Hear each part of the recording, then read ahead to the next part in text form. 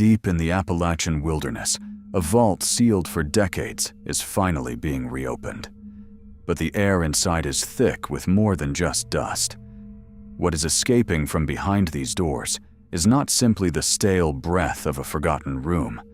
It is something older, something that has been building pressure in the dark for a very long time. We are not here to explore a haunted house. We are not here to chase shadows down a corridor or manufacture fear from darkness and suggestion. We are here to confront something far more disturbing than a ghost story. We are confronting the supernatural toll of a power built on theft, on betrayal, and on the deliberate destruction of human lives. Because there are forces in this world that do not simply vanish when the people who created them die. There are debts that accumulate in walls, in objects, like in soil. Debts that no inheritance lawyer can settle and no deed of sale can transfer away. What was built in these mountains over a century ago left a mark on the physical world that has refused, against every expectation and every attempt, to be erased. Watch closely, because once you see what is inside, there is no turning back. Before we go, please do well to hit the subscribe button and tell us where you're watching from. Now let's get into it. There are places in this world that resist forgetting. Not because the stone refuses to crumble or because the wood refuses to rot, but because what happened within them left a permanent stain that no century of weather can wash away. You can feel it before you see it. A shift in the air, a change in the quality of sound, the particular silence of ground that has absorbed too much. The Hargrove estate rises from the ridgeline of the southern Appalachian mountains, the way a fevered dream rises from sleep. All crooked angles and dark windows, a silhouette that does not quite belong to the natural world surrounding it. Built in 1887, during the great timber and coal rush that would reshape these mountains forever, it was constructed to project permanence and dominance in equal measure. And against every reasonable expectation, through every season and every decade, it has endured. Not because it was well maintained, because something inside it refuses to let it fall. The structure itself is enormous. Over 9,000 square feet of interior space spread across 3 above-ground floors and 2 subterranean levels that do not appear on any of the original architectural drawings filed with the county. Or whoever commissioned those lower levels did not want them on record. The main building is constructed from locally quarried limestone blocks, each one cut and fitted with a precision that the surrounding mountain community at the time would not have had the equipment to produce. Historians have long noted this discrepancy without being able to resolve it. The workforce that built this estate remains largely undocumented. Step closer, and the craftsmanship becomes unsettling in its specificity. The interior door frames throughout the ground level are reinforced with a full inch of smelted lead, a choice that goes far beyond any fire code or structural requirement of the era. The windows are set with thick, wavy glass that distorts the mountain view beyond them into something resembling a watercolor painting mid-dissolution, with shapes without clean edges, colors bleeding into colors. The corridors are narrower than the room dimensions would suggest necessary, as though the walls themselves were added after the fact, as though space was being reduced deliberately. And at the basement level, descending through 3 separately locked stages of stairwell, lies the vault. A 14-inch steel door fitted to a limestone frame with tolerances that would challenge a modern machinist. An internal mechanism requiring 2 separate keys turned simultaneously from opposite sides. Ventilation sealed from the inside with cork packing and multiple layers of poured wax. Whatever was placed within these walls was not designed to be retrieved. It was designed to be contained. The wealth that funded this monument did not come from ingenuity or enterprise in any honest sense of those words. It came from coal seams dug by men paid entirely in company scrip, currency that could be redeemed only at company-owned stores, at company-set prices, leaving workers perpetually in debt to the very enterprise that employed them. It came from timber rights stripped from communities that had no legal representation and no access to the courts. It came from the forced relocation of 7 distinct mountain settlements between 1889 and 1901. Entire communities, families who had farmed and hunted and built their lives on these ridges for generations, removed by a combination of legal manipulation, economic coercion, and, in at least 2 documented cases, direct threats of violence. Cornelius Hargrove, the patriarch who set all of this in motion, was by every contemporary account a man of extraordinary intelligence and absolutely zero moral restraint. He understood the legal architecture of the era with precision, and he used it like a weapon.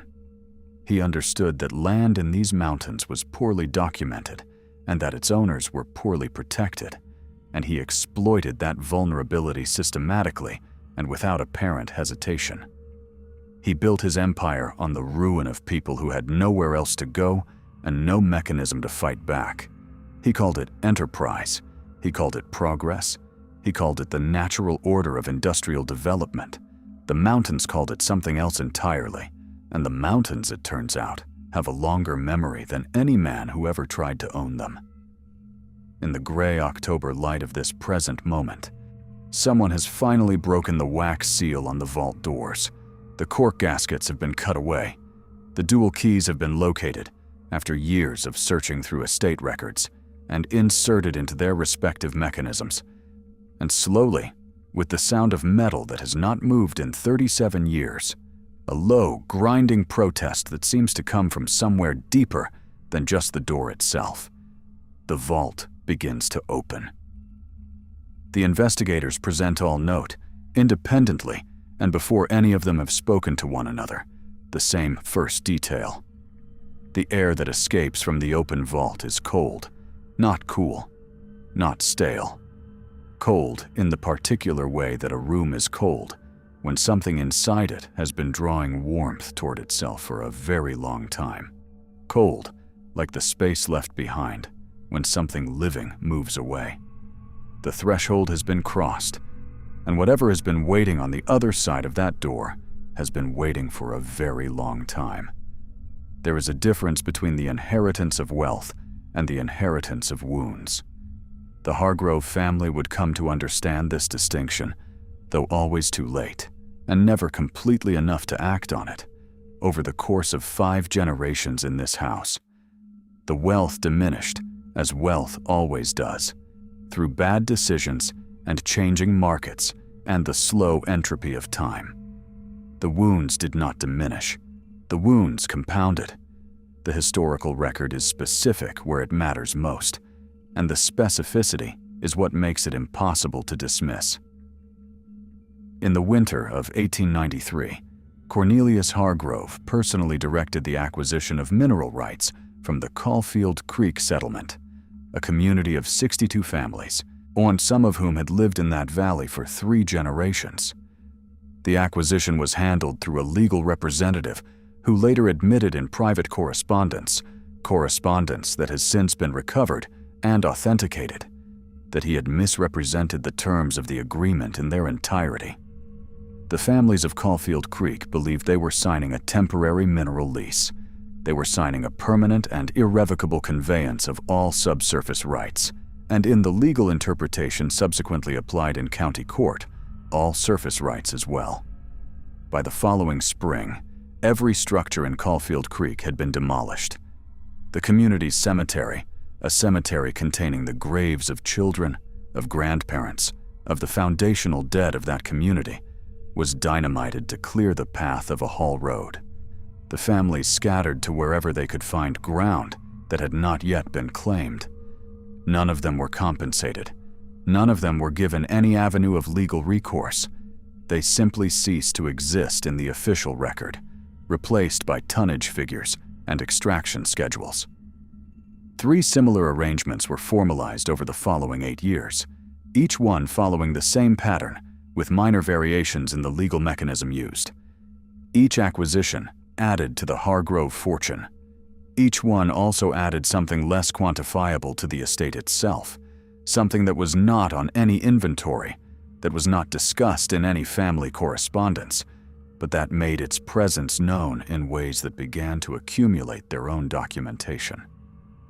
The first account of the shadow figures appears in a letter dated June of 1911, written by the estate's head housekeeper, a woman named Mabel Crutcher, to her sister in Knoxville. Mabel Crutcher was, by every indication, a practical and unsentimental woman. She had worked in large houses for 20 years before coming to the Hargrove estate. She was not given to fantasy or to the kind of dramatic embellishment that might make a long-distance letter more entertaining. Her account is written in the measured, slightly formal language of a person determined not to sound as frightened as they are. She describes seeing, on the east corridor of the second floor, a form that she cannot account for. Not a person. Not a trick of light coming through the distorted glass of the corridor windows. A presence, she writes, with shape but without light in it.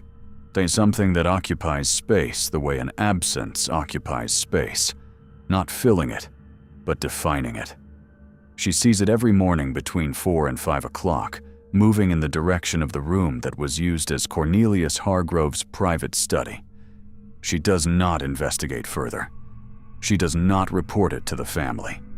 She writes it to her sister and asks, in the final line of the letter, if her sister's offer of a spare room still stands. She is not the last. A groundskeeper employed in the spring of 1924 leaves after 2 weeks, forfeiting 2 weeks of wages and offering no explanation to anyone. A parlor maid, hired the following year, writes in a personal diary that she has begun to feel observed in rooms she knows to be empty, and that the feeling is not neutral, that whatever is observing her does not feel indifferent. Cornelius's own daughter, Vivienne, who lived in the estate until her marriage in 1918, writes in entries from her adolescence of voices that come from the rooms below her bedroom at night. She describes them not as sounds exactly, but as a pattern, a rhythm that feels communicative without being in any language she has ever encountered. She describes the experience of lying still in the dark and being absolutely certain that whatever is producing that pattern is aware of her presence. By the early 1940s, the household staff had been reduced to a small group who slept exclusively in the northern wing, with doors locked, and who had developed an unspoken but absolute shared rule about the east corridor after dark. No one who worked in that house during those years was asked to explain their behavior. Everyone who lived there understood it. And through all of this, the family itself was deteriorating in ways that tracked the deterioration of the building with an accuracy that could not be dismissed as coincidence. The east wing's persistent damp, a spreading moisture that no structural engineer could trace to any identifiable source, that no remediation effort could stop, that moved through walls as though the walls were not there, appeared in the same years that Cornelius's son Edmund began what his physician described in his medical notes as a persistent and escalating ideation of pursuit. Edmund believed, with a conviction that grew stronger rather than weaker over time, that he was being followed, not by a person, by something that had been watching the Hargrove family long before he was born, something that had been patient enough to wait, and that had now decided that its waiting was over. His grandson would describe nearly identical sensations in a recorded interview conducted in 1997. By that point, the plaster in the east wing had entirely collapsed. The belief had not weakened at all. In this house, the walls and the mind have always taken the same damage. They have always taken it on the same schedule, and no one who has spent any real time here has ever been able to explain why. When you map the Hargrove bloodline across 5 generations and 4 countries, because the family did scatter, did attempt to put distance between themselves and this ridge, did make conscious efforts to build new lives in new places, a pattern emerges that defies every statistical model you could reasonably apply to it. The firstborn of each generation, male or female, dies before the age of 44. Not in every single case, but in enough cases, spread across enough geographic distance and enough variation in circumstance and lifestyle, that the pattern cannot be absorbed into coincidence. It cannot be explained by hereditary illness. It cannot be explained by the psychological stress of family dysfunction, though there has been plenty of that. It sits in the data the way an unexploded ordnance sits in a field, present, undeniable, and waiting. A son who relocated to San Francisco in 1952 with the explicit intention of severing all connection to the estate, to the family name, to everything associated with this ridge, died of a cardiac event at 41.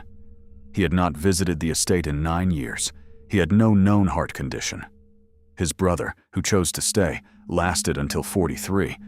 A granddaughter who emigrated to Australia legally changed her surname and spent 3 decades constructing a life with no visible connection to anything. Appalachian returned to the estate twice in the years before her death, each time describing the experience of being compelled, unable to articulate a reason that satisfied even herself, but unable to resist the pull. She died at 42. 2 weeks after her second visit to this house. The bloodline does not release its members simply because those members choose to leave. And this is one of the things that makes the Hargrove case genuinely different from the broader category of haunted property narratives. The phenomenon does not stay in the building. The building is its origin point, its anchor, its source of intensity. But what was created here travels. It follows. It waits at a distance with the same patience it demonstrates up close. Inside the vault, among the documents and personal effects that are now being cataloged for the first time in decades, are objects that researchers working at the intersection of trauma theory and paranormal investigation have identified as potential anchors.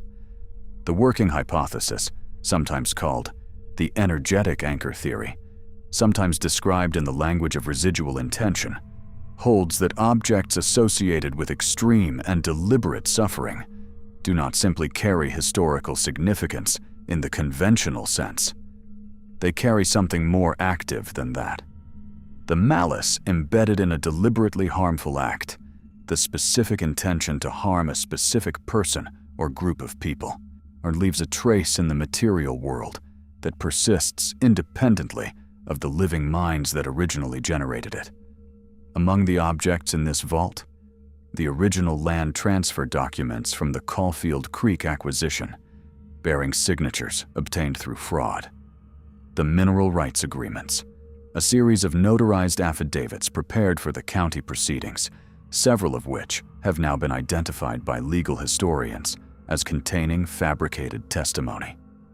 Personal correspondence between Cornelius Hargrove and the attorneys who designed the misleading paperwork, correspondence written in a tone of complete comfort, even satisfaction, regarding the human cost of the transactions being discussed. And then the iron lockbox, small, no larger than a shoebox, sealed with a simple hasp. Inside it, photographs of families. A child's leather shoe, small enough for a toddler. A hand-embroidered handkerchief with initials that do not correspond to anyone in the Hargrove family. A small wooden carving, folk art, the kind of object made by someone with skill and time and love. Personal items, intimate items, items taken, researchers believe deliberately taken, from the Caulfield Creek community before or during its demolition. Why were these kept? Why sealed in a vault rather than discarded or destroyed? The current family members who have been willing to engage with this question have no answer. But the presence of these objects, the specific, personal, deeply human objects of people who were erased, in a sealed vault beneath the house that was built on their erasure, carries a weight that no purely rational framework is quite adequate to hold. The investigators who have descended beyond the vault level into the unfinished subterranean excavations that were begun in 1903 and abandoned without explanation, describe their experiences with a consistency that is itself significant. These are not credulous people. They are researchers, engineers, archivists. They do not compare notes before submitting their independent accounts, and yet the accounts converge. First, temperature. Not the ambient cold of the upper vault, but a localized cold that has directionality. That moves toward you, that tracks your position in the room with a responsiveness that passive environmental phenomena do not possess. Second, pressure. Not sound as it is ordinarily understood, but a sensation in the inner ear and the chest that multiple investigators describe in the same terms: the pressure of a crowd that has just gone silent, the specific auditory texture of absence, of something that was producing sound until the moment it became aware of being heard. Third, and appearing in every single independent account, without a single exception, the smell of turned earth, fresh, wet, recently disturbed soil, in a sealed subterranean chamber that has not been excavated or entered in over 100 years. The smell that every human nervous system, at a level older than language, associates with burial. Whatever is down here has found a way to make itself unmistakable. The two surviving Hargrove descendants who have agreed to speak on record share something that is difficult to name precisely, but impossible to miss once you notice it. It is the quality of people who have been carrying a weight for so long that they have lost the ability to imagine what it would feel like to put it down. It lives in the way they pause before answering questions, in the way their eyes move toward the middle distance when the conversation turns toward this house, in the particular exhaustion of people who are not tired from activity, but from vigilance, from decades of paying attention to something that most of the world around them cannot see. Margaret is 58.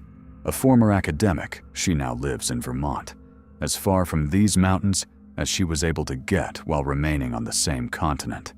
She describes her childhood in this estate as a sustained education in dread, not composed of specific events or dramatic incidents, but of climate, an atmospheric condition that she grew up inside of the way other children grow up inside weather. She did not know until she left at 17 that other houses did not feel the way this house felt. She did not know until she was in her 30s that the specific, nameless anxiety she had carried her entire life had an address. For 11 years, Margaret has been attempting to legally divest her inherited share of the Hargrove estate through a charitable land trust arrangement that would return the majority of the original mountain holdings to a non-profit organization serving descendant communities, the families, or what remains of the families, of the people removed from this land over a century ago. The arrangement is straightforward in concept. Its execution has been, in her word, inexplicable. Title complications have appeared in the record that should not exist under any reasonable interpretation of the documentation. A title insurance company withdrew from the transaction without explanation following a required site visit, offering only a brief written statement, citing unspecified concerns about the property's legal history. An independent appraiser submitted a report that ran to 3 pages of figures, and then, on the final page, a single handwritten note. Not typed, handwritten in a different pen from the rest of the document. The note read, "I cannot continue with this assessment. He has not responded to any subsequent contact. The estate resists divestiture with the same force it once deployed in accumulation. As though the legal mechanism of transfer, the very act of attempting to move ownership back toward the people it was taken from, triggers something that the property itself is unwilling to allow. Modern thermal imaging has provided, in the years since these investigations began, something that previous decades of observation could not offer. A visual record that exists independently of any individual's subjective experience. Something that can be reviewed, replicated, shown to a room full of skeptics without requiring them to take anyone's word for anything. Over 3 separate investigations conducted between 2019 and 2023.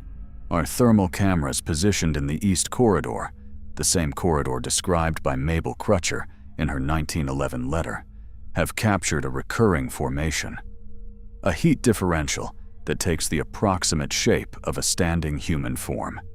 It appears at the far end of the corridor and moves, over the course of several minutes, toward the camera. The movement is not drift. It is not the gradual dissipation of a thermal anomaly spreading through air. It is purposeful. It has the cadence of a person walking. It reaches the midpoint of the corridor, pauses, with the behavioral signature of something that has noticed it is being observed, and then the thermal differential collapses. Not gradually, immediately, as though the decision to be invisible was made and executed in a single moment. Acoustic monitoring conducted simultaneously has captured, across 17 separate intervals throughout those investigations, a frequency in the range of 18 to 19 Hz.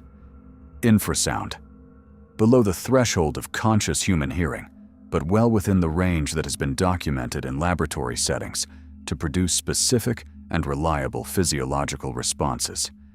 Unease, visual disturbance, a heightened sense of presence, the unmistakable feeling of being watched by something that does not wish to be seen. The source of that infrasound has not been identified. There are no mechanical systems in this building that remain operational. There is no equipment running. There is no traffic, no industrial activity, no seismic explanation. Nothing that should be producing sound at that frequency is present.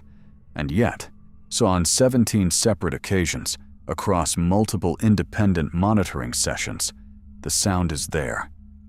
In the valley town of Grayford, 3 miles below this ridge, along a road that the locals have given a name that they deliver without humor and without elaboration, the subject of the Hargrove estate is not a matter of debate or speculation. It is simply closed. Closed the way a door is closed when the person on the other side of it has made their position clear and does not intend to revisit it. Not one local contractor has completed a job on this property in living memory. Not one local business has ever agreed to provide regular services here. When the most recent investigative team drove through Grayford and mentioned their destination to the woman behind the counter at the service station, she set down what she was doing, looked at them with the particular steadiness of someone who has already had this conversation many times in their imagination, and said, "That place doesn't need anything from us. It makes its own arrangements." She did not explain what she meant. She did not need to. Some knowledge in small mountain towns is not superstition. It is not folklore. It is local knowledge, the kind built over 5 generations of watching what goes up that road and observing what comes back changed. We arrive eventually at the question that every investigation of this kind must ask, and that very few are willing to answer with genuine honesty. Not the question of whether what has been documented here is real. That question has been answered repeatedly by independent observers using objective equipment, and the answer is not the comfortable one. The question we must ask is what to do with what we now know. The vault contains objects of genuine historical significance, and that significance cannot be dismissed simply because the objects are also dangerous. The land transfer documents from the Caulfield Creek acquisition alone would substantially rewrite the accepted legal and historical account of how this region of the Appalachian Highlands was industrialized. The personal correspondence between Cornelius Hargrove and his attorneys would expose a network of legal corruption that implicated not just the Hargrove family, but judges, county officials, and land agents, whose names still appear on public buildings in 3 counties. The court affidavits containing fabricated testimony could, in the hands of the right legal historians, would form the basis of a reckoning with how land rights in this region were established, a reckoning that descendants of displaced communities have been seeking for a very long time. There is a serious, legitimate, morally urgent case for preservation, for documentation, for bringing this material into the public record where it can do the work that truth is supposed to do. And then there is the other consideration. The investigators who have spent the most cumulative time in the deepest levels of this estate are not prone to overstatement. They are not people who have sought out this work because they want to believe in something. They are researchers who came here with equipment and methodology and a professional commitment to the most conservative possible interpretation of whatever they encountered. When they say unanimously, in separate written assessments submitted weeks apart with no coordination between them, that something in this structure possesses a quality of awareness, they are not using that word carelessly. They are using it because it is the only word that accurately describes what they observed, and they are all aware of what it costs them professionally to use it. 2 members of the investigative team have requested to be removed from the project following their time in the subterranean levels. One of them has not provided a reason. The other provided a reason that was recorded and has not been shared publicly at the request of the individual involved. What can be said is that both of them, in their formal withdrawal letters, used identical language that had not been shared between them before those letters were written, language describing the specific sensation of having been recognized, of having been, in some way that they could not rationalize, but could not deny, known. The ethical calculation here is genuinely difficult, and anyone who tells you otherwise is either not paying attention or has already decided on an answer for reasons that have nothing to do with ethics. The historical record and the safety of the living are both legitimate values. They are pulling in opposite directions in this vault, and there is no framework that makes that tension disappear. What can be said with confidence is this: the kind of power that built this estate was not unusual, it was a template. The extraction of resources from communities without legal protection, the conversion of human displacement into capital, showed the systematic erasure of record and memory to prevent accountability.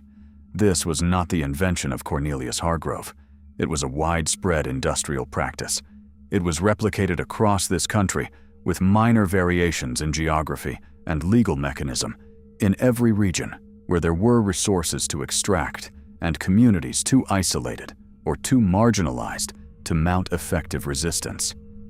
And what this estate suggests, what the thermal anomalies and the infrasound recordings and the unanimous testimony of experienced researchers are collectively suggesting, is that the metaphysical architecture of that kind of power does not dissolve when the money moves on.